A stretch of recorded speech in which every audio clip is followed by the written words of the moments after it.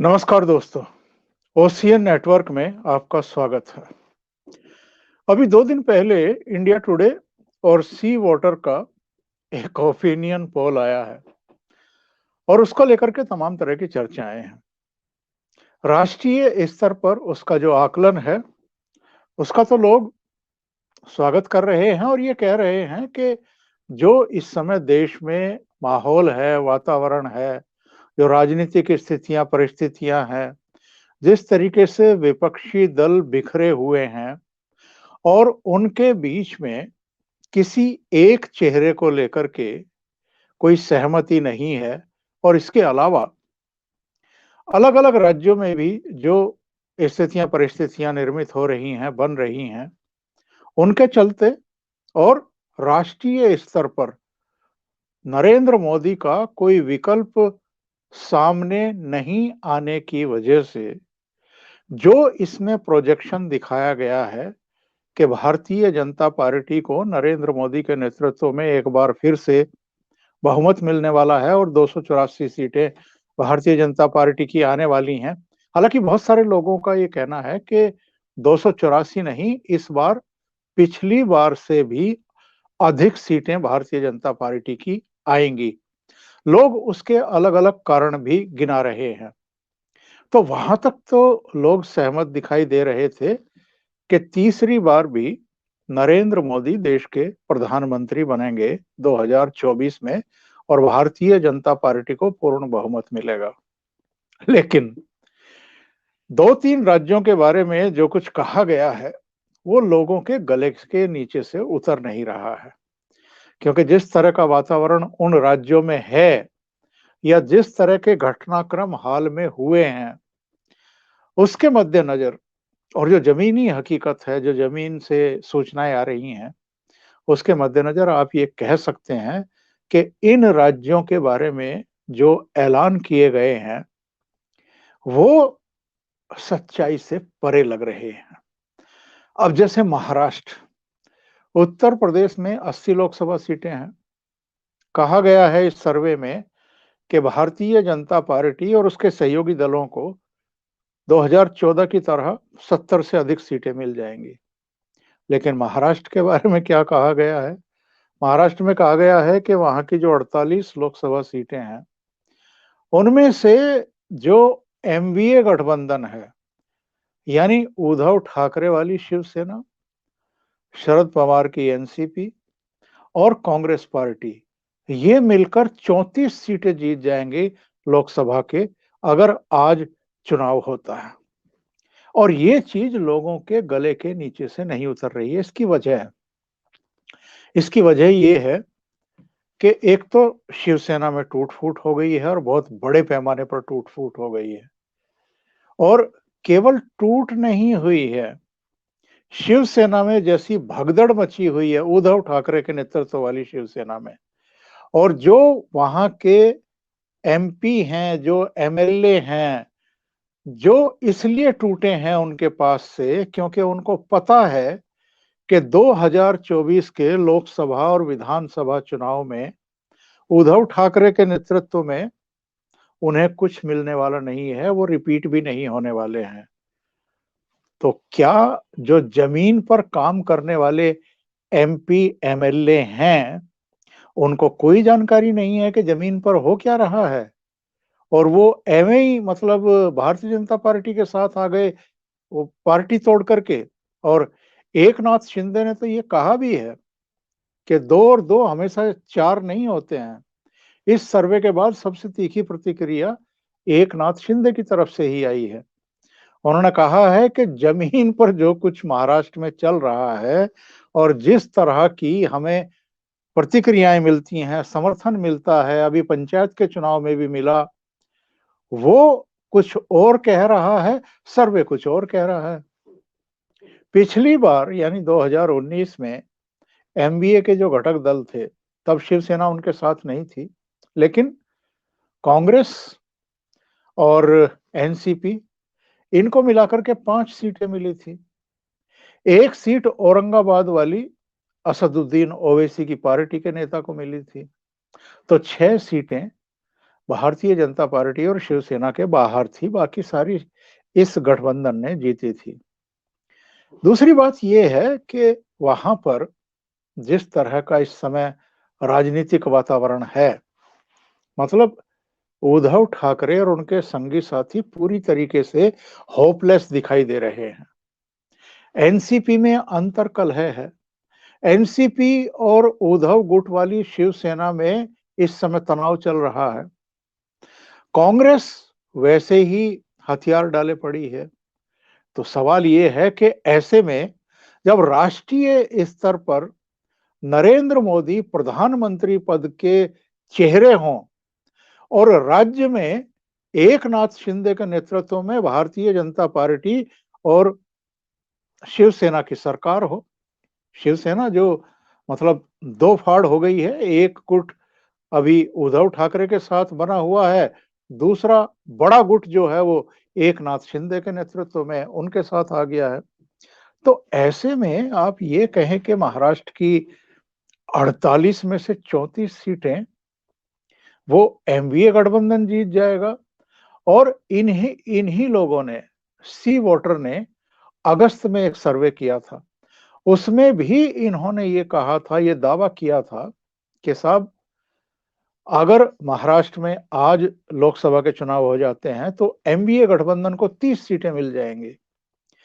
तो ये सर्वे इन्होंने किस आधार पर किया है, ये अपने आप में एक चौंकाने वाला तथ्य है और लोग इस पर सहज भाव से विश्वास नहीं कर पा रहे हैं। प्रतिक्रिया वैसे उद्धव ठाकरे की तरफ से भी आई है। उद्धव ठाकरे का कहना है कि साहब कम से कम हम 40 सीटें जीतेंगे, यानी एमवीए गठबंधन 40 सीटें जीतेगा। और जो इनकी प्रवक्ता है प्रियंका चतुर्वेदी, उन्होंने क्या कहा है, उन्होंने कहा है कि तो देश का मिजाज सर्वे साबित करता है कि महाराष्ट्र के लोग असंवैधानिक कदमों के लिए गद्दारों और बीजेपी का साथ नहीं देंगे। मूड ऑफ द नेशन सर्वे में सबसे लोकप्रिय मुख्यमंत्रियों की सूची में भी एकनाथ शिंदे को 8वां स्थान मिला है। इस सर्वेक्षण के अनुसार केवल 2.2% लोग शिंदे के पक्ष में हैं। तो ये प्रतिक्रियाएं बताती हैं। और जिस तरह से एमवीए के घटक दल और नेता इस सर्वे के आने के बाद उछलना शुरू हुए हैं, उससे दो बातें मेरी राय में साबित होती हैं। नंबर एक, ये लगभग हथियार डाल चुके थे। इनको लग रहा था कि अब ये हाशिए पर जाने वाले हैं, क्योंकि जिस तरह का वहां वातावरण है, जिस तरह से सरकार वहां काम कर रही है।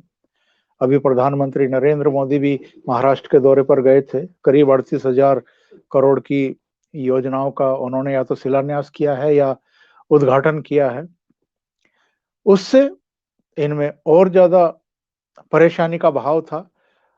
जिस तरीके से उद्धव ठाकरे, जो वंचित बहुजन अघाड़ी है प्रकाश अंबेडकर के नेतृत्व वाली, उससे गठबंधन कर रहे हैं, जो भी मिल पा रहा है उसी के को अपने साथ जोड़ रहे हैं। इससे उद्धव ठाकरे की और उनके नेतृत्व वाली जो बची खुची शिवसेना है, उसकी घबराहट का पता लगता है। उनको लग रहा है कि 25 साल पुरानी जो उनकी बीएमसी की सत्ता है, वो उनके हाथों से अगर खिसक गई तो मुख्यमंत्री की कुर्सी तो पहले चली गई, एमवीए की सरकार तो टूट गई पहले ही, उनकी पार्टी भी टूट गई, उनका सिंबल तक उनसे छिन गया। तो ऐसे में वो तो कहीं के नहीं रहेंगे, क्योंकि अभी तक जो उनके नेतृत्व वाली शिवसेना थी, उसको प्राणवायु बीएमसी से ही मिलती रही है। तो कहां तो उद्धव ठाकरे और उनके संगी साथी ये सोच रहे हैं कि बीएमसी भी उनके हाथ से जा सकती है, और कहां ये सर्वे कह रहा है कि नहीं, वहां तो बयार ही उनके पक्ष में बह रही है। तो इससे मुझे ये लगता है कि इनकी गलतफहमी का जो गुब्बारा है वो फूलेगा, और ठीक तरीके से फूलेगा। और ये हों कांग्रेस के नेता हों या एनसीपी प्रमुख शरद पवार हो। हालांकि शरद पवार तो सुलझे हुए नेता हैं और गलतफहमी पाल लें तो अलग बात है, पर उनको कम से कम जमीनी हकीकत पता होगी कि अभी भी पूरे देश में अगर नरेंद्र मोदी का डंका बज रहा है, उनकी लोकप्रियता अगर उतनी ही बनी हुई है जितनी 2013-14 में थी, तो महाराष्ट्र उससे अलग दिशा में कैसे जा सकता है और क्यों जा सकता है? कारण क्या है? भारतीय जनता पार्टी से लोगों की नाराजगी की कोई वजह समझ में नहीं आती है, या प्रधानमंत्री नरेंद्र मोदी से कोई मोहभंग हो, किन्हीं कारणों को लेकर के वो कारण भी समझ में नहीं आते हैं। महाराष्ट्र में कोई नरेंद्र मोदी के सामने प्रधानमंत्री पद का दावेदार खड़ा हो गया हो, ये भी स्थिति नहीं है। तो मुझे लगता है कि जिस तरह के इसमें संभावनाएं दिखाई गई हैं, ऐसा लगता है कि बिहार के मामले में भी और महाराष्ट्र के मामले में भी ये चीजें शायद शायद इसलिए मैं लगा रहा हूं क्योंकि ओपिनियन पोल वगैरह जो हैं वो कई बार ठीक साबित हो जाते हैं और कई बार बहुत गलत साबित होते हैं। एग्जिट पोल तक गलत साबित होते हैं। तो अगर हम राष्ट्रीय स्तर पर वो जो रुझान बता रहा है उसको सही मान लें, क्योंकि भारतीय जनता पार्टी के नेतृत्व को लग रहा है कि हाँ ठीक है, और वो जो महाराष्ट्र के बारे में कह रहा है उसको हम गलत मान लें, तो ये भी ठीक नहीं होगा।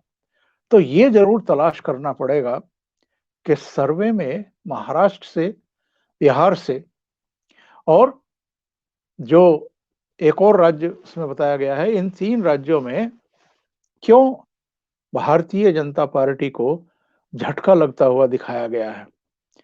पर जो मेरा कहना है कि ऐसा लगता है कि इस सर्वे से उद्धव ठाकरे की और एमवीए के घटक दलों की गलतफहमी जरूर बढ़ेगी। लेकिन अभी चूंकि 1.5-2 महीने के भीतर ही बीएमसी का चुनाव होने वाला है, तो बीएमसी के चुनाव नतीजे बता देंगे कि वहां हवा किसके पक्ष में चल रही है। बहुत हद तक बता देंगे, कम से कम मुंबई, ठाणे, कल्याण, वसई, ये जो आसपास की पालिकाएं हैं, नगर निगम हैं, ये इनके परिणाम जरूर बता देंगे कि महाराष्ट्र की पल्स जो है वो क्या कह रही है। अभी के लिए इतना ही। बहुत बहुत धन्यवाद। अगर आपको ये चैनल और इसके कंटेंट पसंद आ रहे हैं तो लाइक करें, कमेंट करें, वीडियो को शेयर भी करें। अभी तक अगर आपने ये चैनल सब्सक्राइब नहीं किया है तो सब्सक्राइब कर लें और साथ में लगी बेल आइकॉन को दबा दें ताकि आगे आने वाले वीडियो और उनके नोटिफिकेशन आप तक पहुंचते रहें। बहुत बहुत धन्यवाद। नमस्कार।